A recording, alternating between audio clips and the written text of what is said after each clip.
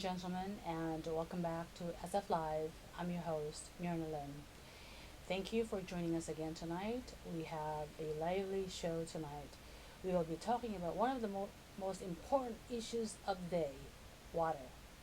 Yesterday, Governor Jerry Brown has just announced the peripheral canal project, the Delta conservation project, and that's why tonight we have an economist, Brian Browne, who will be talking about what the water project is, what it means for the state, and what it means for the city of San Francisco. There's a lot of conflicting issues involving water, and so hopefully we will be able to eliminate that for you tonight. Hello, Brian. How are you doing? Good evening, Myrna. Thanks for having me again. Great. So let's talk about these water plan. So the first, I kind of want to give people a sense of uh, what the water issue is all about. And when I started doing some research on this issue, I thought, where does the water come from? Why is it such a big deal? A lot of people have like suspected all along, okay, Southern California is taking Northern California's water, but then people turn the faucet on. They don't have no inclination as to where that water is coming from. So that today, for people to think there's a big fight going on, it's beyond the average person's comprehension. It's almost like, or people Mm. are not tuned into that. So before we go into that, I just kind of want to clarify for folks that basically the source of water is the Sierra Nevada mountains, Right. right? And from that, the Sierra Nevada mountains, the water goes into the Sacramento River, then the San Joaquin River, and we're talking about 1,000 miles of waterways. And from there, it goes to San Francisco, and then the Pacific Ocean. So the water is pretty much coming from the Northern California area. So then, if we have so much water, so what's the big deal? Well, big deal is the fact that Southern California does not have that kind of source of water. Southern California has pretty much been relying on Northern California to provide them water. So people ask, well, why can't Southern California come up with their own resource for water?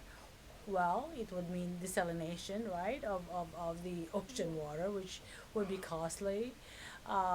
They do get some water from the Colorado River or dredging up water wells and things like that. But so, after you look at all that, what is the quickest, easiest way to get water would be what is obvious. Hey, Northern California has the water, so give us their water. So Mm. that's the big project right now and has been going on. So from there, I think that's kind of pretty much the gist of it. So, uh, why don't you tell us from there, like, what are the issues? What does this water project mean for the state as far as Jerry Brown's project? Well, Northern California water supplies water for over 22 million people out of a Right, state of about 35, 37, depending on the last census. And we also, you might make note of the fact that California produces 50%, mainly the valley, Central Valley, right, 50% of the vegetables and fruits produced in the United States. So our water is very important, right, and we have been blessed bountifully by the Sacramento and San Joaquin and their tributaries, which right. flow into the Delta. Mm-hmm. And as you recall, I think it was in 1982, there was a vote taken throughout the state regarding the peripheral canal, which was meant to build a canal around the Delta and siphon more water. Southern California was defeated. This plan is not unlike the peripheral canal, as you Right, admitted. It's called the Bay Delta Conservation Project, and it has two goals. One is to take water, huge amounts of water, one up to 5.5 million acre feet per year, mm-hmm. and to put that into perspective, the Tuolumne River, where we get our water for the Hetch Hetchy system, has on average a flow of about 1.7 million acre feet per year. So we're going to take nearly 3 or 4 times the Right. Tuolumne River and potentially flow it south and some west to the farmers. It'll be expensive, and and so they're going to do this by basically putting holes in the bottom of the Sacramento River Right. and twin pipelines, and then taking the water through these pipelines 35 miles to outlet station near Tracy, and then flow it into the rest of the system, which incidentally Governor Brown's father had a lot to do with, Right. implementing the very I first. think he considers that plus the high speed rail as his legacy. So go ahead. Yeah, well, it's a very complex system, and it definitely has sustained the state and has sustained Southern California in particular. Right. But how is this ambitious plan of taking, as I said, up to 5.5, maybe more, million acre feet per year from the Right. Sacramento River and diverting it from the delta to the south, to the farmlands, but mainly to the southern cities? Right. A lot of people think that it's pushed by Southern California. Well, that's where the majority of the voters are. Well, if it goes, that's what they say, if it goes to voters. And there are two other issues on water also. As you're aware, the governor was going to put a $11 billion bond issue to Right. fix up the infrastructure of the state. And this will be in 2014. Yeah, he took it off the measure because Right. they have that tax issue on there, and Right. that they've already included the passage of that in their budget. So Right. it'd be a disaster if that doesn't pass. But that's for $11 billion, and that's for infrastructure fix-up, and also for some of the 65,000 acres of delta restoration, the Right. wetlands and that. But this project will cost, the pipelines alone will cost about, I think, $14 billion, and the debt service and finance charges and O&M another $10 billion. And so if you add all these things up, I've seen figures as high as $50 billion, and that'll be beyond the lifetime, Right. probably, as the articles I've read noted, of the Right. people who are making the decisions today to do this. But it's a lot of water, and it will have a large effect, because if you take out, say, over 5 million acre feet from the Right. Sacramento River, which provides about 75% of the delta water, Right. you're really cutting down on its flow. And there's a lot of concern among people living in the delta that it will hurt them economically, and also it will hurt the fish growth and so forth and so on. It's Right. very complex. Right. Well, isn't there a lot of debate going on with regards to, the farmers, the environmentalists? These water would be diverted to the central farmlands, which is good. Some of it. But then, for the most part, it's going to Southern California, right? Yes, but it's very expensive to get it to Southern California. They have to take it up to the Grapevine and pump it over the Tehachapi Mountains. And that's part of the Yeah. plan is to have this pump that will come up in Tracy. I think they're supposed to. Well, no, Tracy, the water will be taken out of the Sacramento River. Now, Right. these plans are all in flux somewhat, Right, as I right, understand. right. It's like you drill holes in your bathtub, and you put apparently it's environmentally better to do it this way, and Right. have covers and things like that, and take the 35 miles underground, and then Right. come up and then flow into the existing aqueduct system that we have in the Right. state. And the $11 billion will be to restore a lot of that infrastructure, which is aging. Right. Plus, as I mentioned, the delta. So it is, you might not be aware, but when they first envisioned pumping the water over the Tehachapi, they thought about putting a nuclear power plant there Really? to pump the water. Yeah, and so, but they never did that. But it will be expensive to Right. do that. Yeah. So that raises the point: will it be less expensive for Southern California, where they can to develop augmented water supplies, such as desalination, Right. recycling water, reconstituting water, so forth and so on. Many, many options there. We don't know because I haven't seen the cost figures. This is obviously a very expensive project. Right. And this project in and of itself, unlike the revenue bonds, which will be issued on the state, will be paid for in user fees. Okay. Yeah. Meaning you and I, right?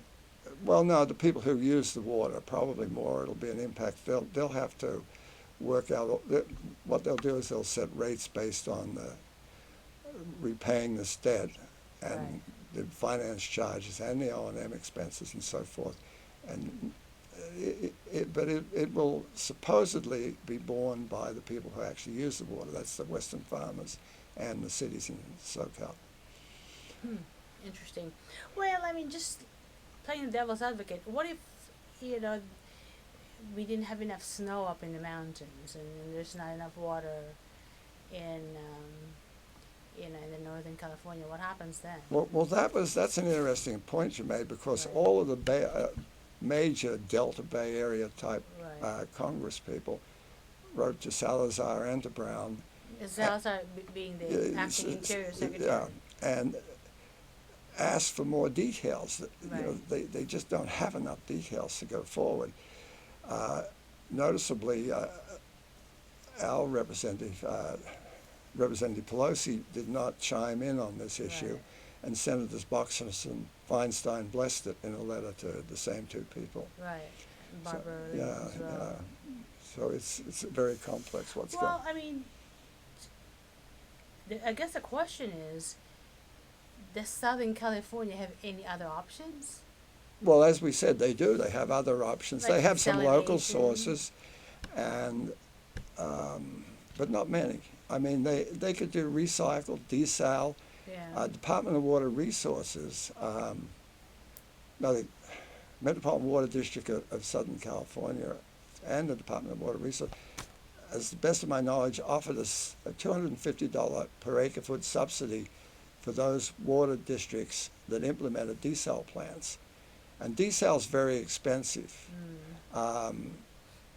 The exact number depends upon where it is and what the charges are and what the capital costs are. But like, for example, it's multiples of what we pay for our Hetch Hetchy water. It's probably 7 or 8 times Right. more.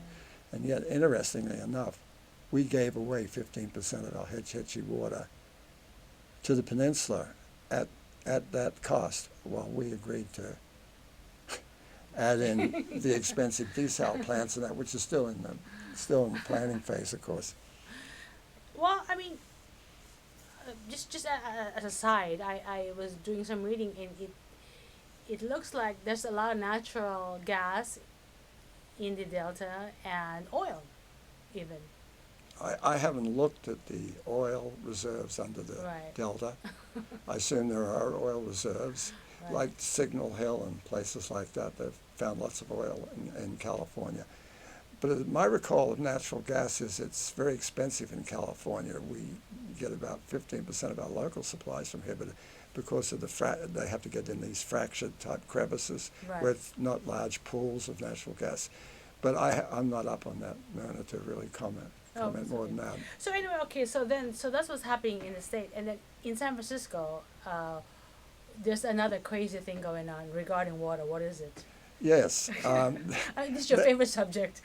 Well, as you know, I was on the Revenue Bond Oversight Committee and the Mayor's Task Force, and I got very, very involved. But there's a ballot measure in November to basically study tearing down the O'Shaughnessy Dam, Why? and that holds approximately 25 to 30% of our Hetch Hetchy water, which is pristine, beautiful water. Yeah. And admittedly, it does cover up a beautiful valley, Right. the Hetch Hetchy Valley. I mean, I understand that. There's a lot of arguments both sides. But that area, the whole area is beautiful anyway. So Yes, that's right. And it also provides a lot of hydropower Yeah, exactly. to San Francisco. They say they can get around that. I don't see that. And this hydropower, we know, cuts down on the amount of oil we have to import and things like that, Right, and right. is very inexpensive. But I think it did one thing in putting this on the ballot. We now get to discuss openly many of the concerns about how well the Hetch Hetchy system is being managed. Um, Not the PR that we see, yeah. but how well. I mean, how much work have they really done on this water supply improvement program? How much of that? And it's up to 4.6 billion. They've got 7 billion set aside for sewer. So we get to see those things as well, which is very interesting. But so it's a lot happening. You've got the new peripheral canal, as you referred to it. You've got the $11 billion in Right. infrastructure bonds coming out by the state, and you've got this ballot measure. I don't see pulling down the O'Shaughnessy Dam, to be honest with you. But I think it's good that the issue is debated in an Who open is the forum. author of that, you know? I think it's a lot of the environmental groups. Oh, okay. I mean, they've always opposed it. Well, John they Muir. want to pull down the dam, and then we'll just have this like nice little area, but where's the water going to Well, it'd go? be like Yosemite, yes. It'd be a beautiful area, and it would be an economic asset. But is it feasible right now? And do we have But they the want to money? get rid of a source of water that people use, though. Isn't that Yeah. what? And, not that only that, absolutely. when you look at the budgets of both the local, Yeah. state, and federal governments, we're broke. And, I mean, there's a lot of money, and I don't know where those resources would come from. But, again, it's worth a debate, and we should also, Yeah. during this debate, actively seek answers as to Yeah. how well the system's being managed currently.